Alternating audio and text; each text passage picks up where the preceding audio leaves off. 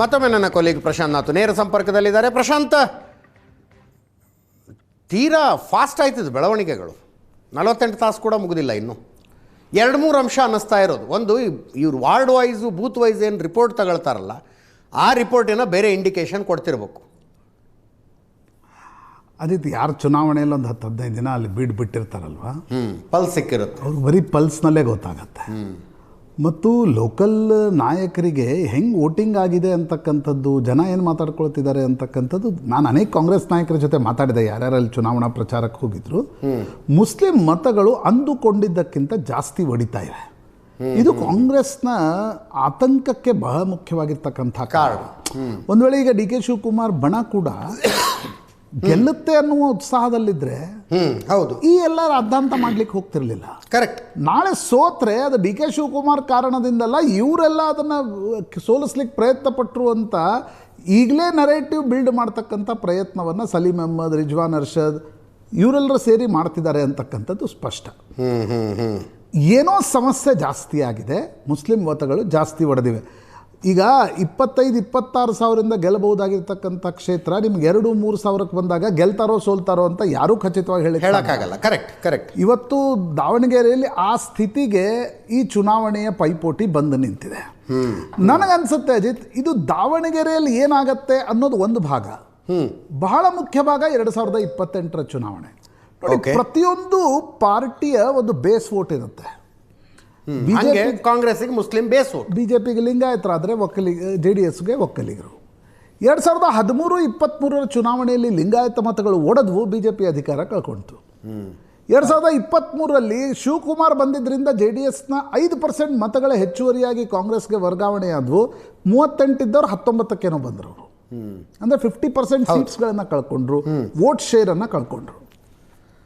ಹೀಗಿರುವಾಗ ದಾವಣಗೆರೆಯಲ್ಲಿ ಏನಾಗತ್ತೆ ಅನ್ನೋದು ಒಂದು ಭಾಗ.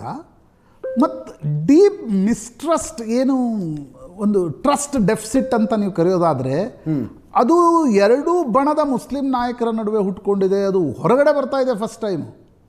ಹಶ್ ಟೋನಲ್ಲಿ ಇಲ್ಲ ಇದು. ಕರೆಕ್ಟ್, ಹೌದು, ಬಹಿರಂಗ ಬರ್ತಾ ಇದೆ. ಪತ್ರಿಕಾಗೋಷ್ಠಿಗಳನ್ನು ಮಾಡ್ತಿದ್ದಾರೆ. ನಾವು ಕರೆದ್ರೆ ಖುಷಿಯಾಗಿ ಬಂದು ಟಿವಿಯಲ್ಲಿ ಕೂತ್ಕೊಂಡು ಮಾತಾಡ್ತಾ ಇದ್ದಾರೆ. ಹೌದು. ಇದರ ಅರ್ಥ ಏನು?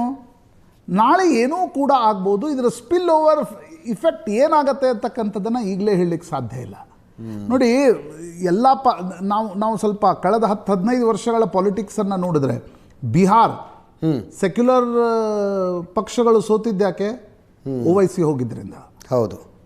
UP ಸೆಕ್ಯುಲರ್ ಪಕ್ಷಗಳು ಡಿವಿಷನ್ ಆಗಿದ್ಯಾಕೆ? BSP SP ಕಾಂಗ್ರೆಸ್ ನಡುವೆ ಮುಸ್ಲಿಂ ವೋಟ್ಗಳು ವಿಭಜನೆಯಾದ್ರಿಂದ. ಮಹಾರಾಷ್ಟ್ರದಲ್ಲಿ ಮರಾಠವಾಡದಲ್ಲಿ OIC ಬಂದಿದ್ದರಿಂದ, ಮುಂಬೈಯಂಥ ಭಾಗದಲ್ಲಿ ಇಸ್ಲಾಂ ಪಾರ್ಟಿ ಬಂದಿದ್ದರಿಂದ ಮಹಾವಿಕಾಸ್ ಅಘಾಡಿಗೆ ಒಂದು ದೊಡ್ಡ ನಷ್ಟ ಆಯಿತು ಮಹಾರಾಷ್ಟ್ರದಲ್ಲಿ.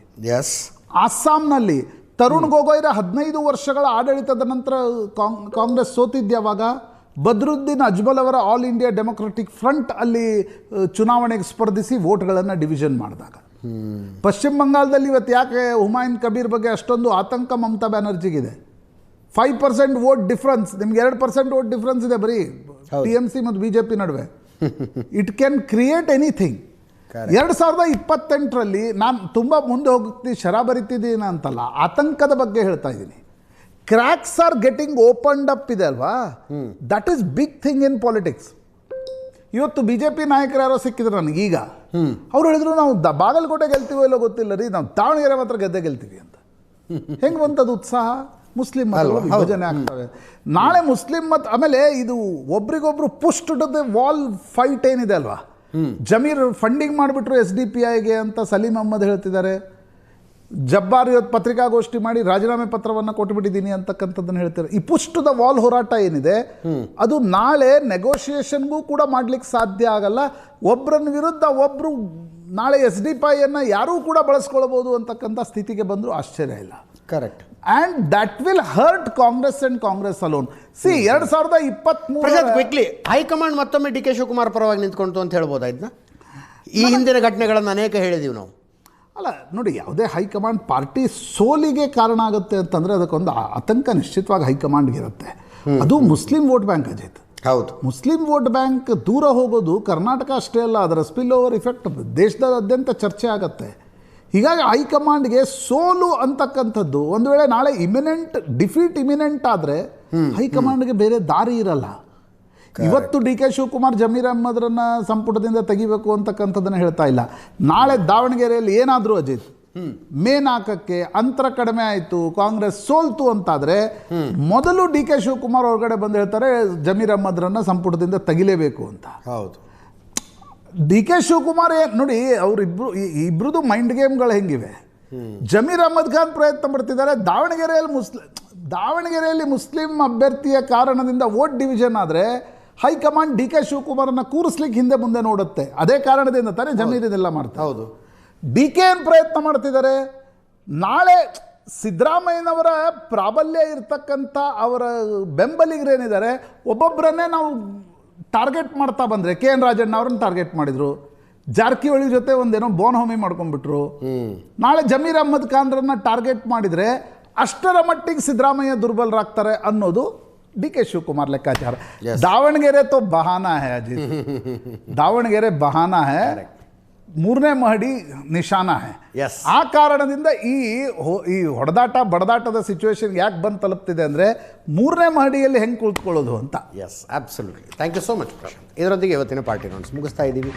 ನೇರ ದಿಟ್ಟ ನಿರಂತರ ಸುದ್ದಿಗಾಗಿ ನೋಡ್ತಾ ಇರಿ ಏಷ್ಯಾನೆಟ್ ಸುವರ್ಣ ನ್ಯೂಸ್.